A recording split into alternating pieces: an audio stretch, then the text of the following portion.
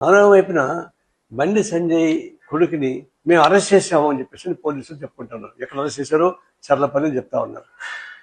మూడోది బండి సంజయ్ గారి నేనే నా కొడుకుని పంపించాను పోలీస్ స్టేషన్కి అని చెప్తా ఉన్నాడు. అంటే ఆయన పంపించేంత వరకు పోలీసు ఆయన అరెస్ట్ చేయలేదు. దీన్ని బట్టి పోలీస్ వ్యవస్థ ప్రశాంతకమైంది. బండి సంజయ్ లాంటి కేంద్ర మంత్రి కేంద్ర ప్రభుత్వం ముద్దాయిగా మారిపోయింది. తర్వాత కోర్టు సైతం దీనిలో అసమర్థంగా ప్రవర్తించింది. దీన్ని బట్టి ఒక ఉదాహరణ ముగ్గురు ఇప్పుడు ఒక సంఘటన జరిగిన తర్వాత పోక్సో కేసు పెట్టారు. పెట్టినప్పుడు అరెస్ట్ అయిన ఉంటే ఇది గొడవ ఉండేది కాదు. ఆ విషయం రాష్ట్ర ప్రభుత్వం కూడా తప్పు చేసింది. ఏమి ఎవరెవరినో ఎన్కౌంటర్ చేశారు, నేను ఎన్కౌంటర్ చేయమని చెప్పలే.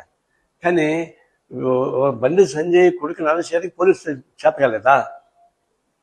10 టీంలు పంపించామన్నారు. ఆ 10 టీంలు ఏమైనా గోల్డ్ తీసుకుంటున్నాయా?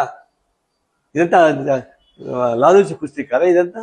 సరే బండి సంజయ్ నా కొడుకు తీసుకోండి అని చెప్పేంత వరకు పోలీసు అరెస్ట్ చేయలేదంటే, పోలీసు అరెస్ట్ చేసినాక మేము ఇంకెక్కడో అరెస్ట్ చేసామని చెప్పుకోవడం అంటే ఏదైనా డొల్లతనం కదా. ఇప్పుడు 3 వ్యవస్థలు నిర్వీర్యం అయిపోయేటువంటి పరిస్థితి వచ్చింది. ఎప్పుడుగా తప్పలేదు నాకు తండ్రిగా దాన్ని సమర్థించకుండా పోలీసులకు అప్పగించుంటే ఈ రోజు వచ్చిండే కాదు.